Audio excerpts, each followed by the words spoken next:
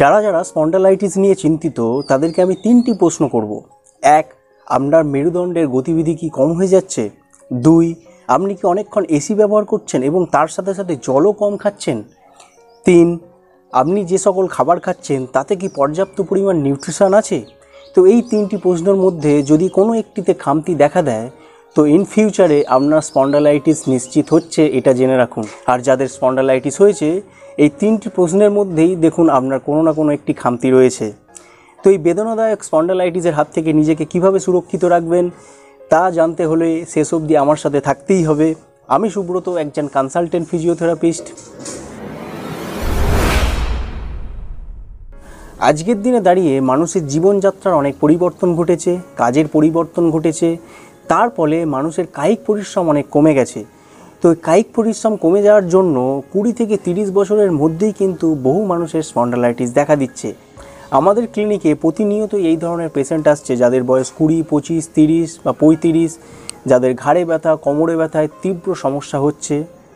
কিভাবে তারা নিজেদের মেরুদণ্ডের যত্ন নেবে তারা বুঝতে পারছে না। অ্যাকচুয়াল কী কারণে হচ্ছে সেটাও তারা কনফিউশন হয়ে যাচ্ছে। কিন্তু আমরা তো বেশি পরিশ্রম করি না, তাহলে আমাদের স্পন্ডালাইটিসের প্রবলেম কেন হচ্ছে? এই 3টে জিনিসকে যদি মার্ক করে চলেন তাহলে আপনি অবশ্যই আপনার স্পন্ডালাইটিসকে আটকাতে পারবেন। এই যে মেরুদণ্ডের গতিবিধি কম হয়ে যাচ্ছে, এর জন্য চাই আধ ঘন্টা থেকে 1 ঘন্টা ফিজিক্যাল অ্যাক্টিভিটিস, অর্থাৎ এক্সারসাইজ আপনাকে করতেই হবে, দৌড়াদৌড়ি একটু করতেই হবে। কারণ একভাবে বসে থেকে থেকে মেরুদণ্ডের আমাদের স্ট্রাক করে যাচ্ছে, তার গতিবিধি কম হয়ে যাচ্ছে। এর ফলে তার মধ্যে ভাঙন দশা বা ভঙ্গুর দশা দেখা দিয়ে দিচ্ছে, খুব অল্প বয়সে ডিজেনারেটিভ চেঞ্জেস দেখা দিয়ে দিচ্ছে। 2 নম্বর, আপনি অফিসে আছেন, অনেকক্ষণ এসি ব্যবহার করছেন, বা বাড়িতে আছেন, অনেকক্ষণ এসি ব্যবহার করছেন। শীতকালে কি হয়, মাসেলের মধ্যে স্প্যাস্টিজম বাড়ে। একভাবে বসে থাকার ফলে মাসেল অলরেডি স্প্যাস্টিসিটি হয়ে যাচ্ছে, আর এইভাবে ঘাড় নিচু করে কম্পিউটার ইউজ করছেন বা ফোন ব্যবহার করছেন, তো মাসেলের মধ্যে স্প্যাস্টিজম খুব তাড়াতাড়ি বিল্ড করে যাচ্ছে এবং মেরুদণ্ডের গতিবিধিও অনেক কম থাকছে, যেহেতু একভাবে বসে কাজ করছেন। তার উপরে আবার জলও কম খাচ্ছেন, বডি ডিহাইড্রেট হচ্ছে।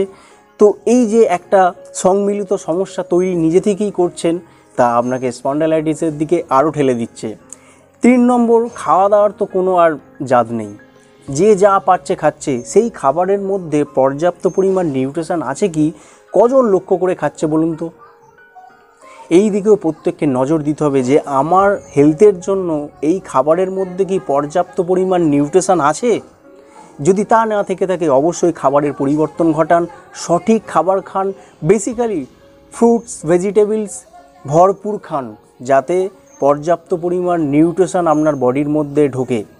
এগুলোকে পেস্টিসাইড করা হচ্ছে ঠিকই, কিন্তু এগুলোকে যদি প্রপার ওয়েতে ব্যবহার করা হয় তাহলে অনেক কম হবে, কারণ প্যাকেজিং খাবারের থেকে এগুলো খাওয়া অনেক ভালো। এবার আসবো এক্সারসাইজ পর্বে। এক্সারসাইজ কিভাবে করবেন, আমি খুব সহজ কিছু এক্সারসাইজ আপনাদেরকে সিলেকশান করে দেখিয়ে দেবো, যে এক্সারসাইজটা করলে আপনাদের এই মেরুদণ্ডের গতিবিধিকে আপনি বাড়াতে পারবেন। প্রতিদিন যদি এক্সারসাইজগুলো নিয়মমাফিক একটুখানি দৌড়াদৌড়ি করার পরে যদি করেন তাহলে আপনার মেরুদণ্ডের মুভমেন্ট ভালো থাকবে এবং চিরকাল আপনার মেরুদণ্ড হেলদি থাকবে। তো কী এক্সারসাইজ করব, চলুন সেই এক্সারসাইজগুলো দেখে নিই।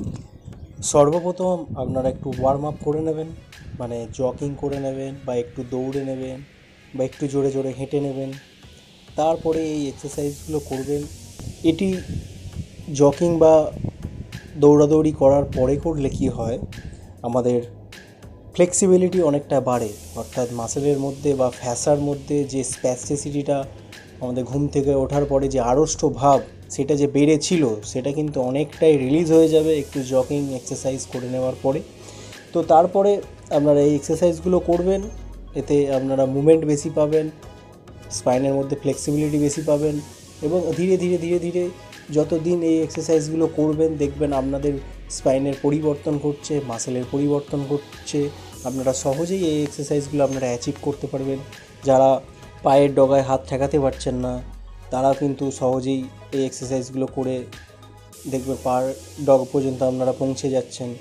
তো এগুলো খুবই ভালো এক্সারসাইজ, আপনারা দেখুন স্টেপ বাই স্টেপ আমি খুব সহজভাবেই আপনাদেরকে দেখিয়ে দিচ্ছি, ঠিক আছে? এতে আমাদের যে মেরুদণ্ডটি আছে মেরুদণ্ডের মধ্যে কিন্তু যথেষ্ট ভালো ফ্লেক্সিবিলিটি, মুভমেন্ট এবং ব্লাড সার্কুলেশন এবং আমাদের ওয়াটার সাপ্লাইও কিন্তু খুব ভালো থাকবে, যার ফলে আমাদের মেরুদণ্ড খুব হেলদি থাকবে।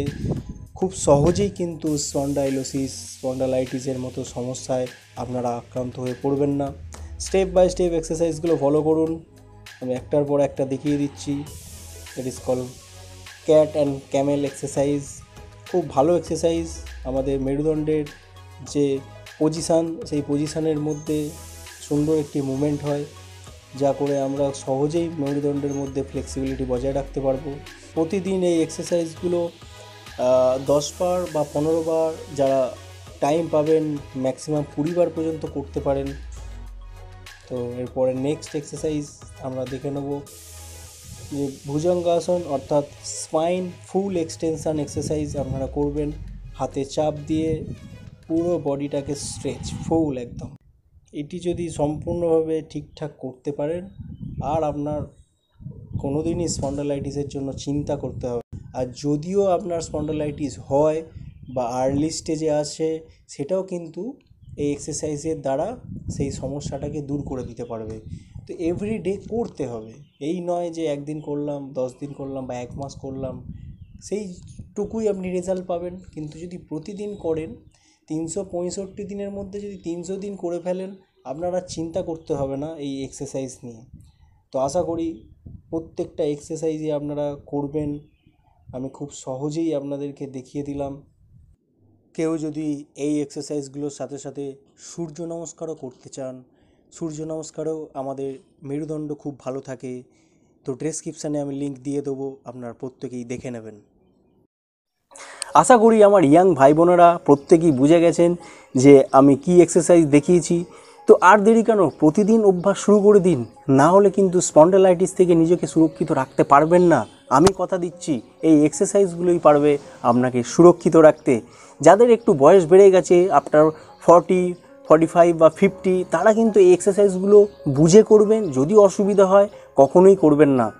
যদি আমার এই প্রচেষ্টা ভালো লেগে থাকে বন্ধুরা, তো অবশ্যই আমার চ্যানেলটি যাওয়ার আগে সাবস্ক্রাইব করে যাবেন, কারণ একটা সাবস্ক্রাইব আমাকে কিন্তু মোটিভেট করছে। আর ইন ফিউচারে আমি আরও ভালো ভালো টিপস, আপনারা কি খাবেন, কি ধরনের এক্সারসাইজ করবেন, কিভাবে জীবনযাত্রাকে ম্যানেজ রাখবেন, সেই বিষয়ে আরও আমি আলোচনা করতে চাই আপনাদের সাথে। যার ভালো লেগেছে অবশ্যই প্রিয়জনের মধ্যে, বন্ধুবান্ধবদের মধ্যে শেয়ার করুন, কারণ প্রত্যেকের জানা দরকার এই এক্সারসাইজগুলো। তো আজকের মতো এখানেই শেষ করলাম। প্রত্যেকেই শরীরের খুব যত্ন নিন, সুস্থ থাকুন, ভালো থাকুন।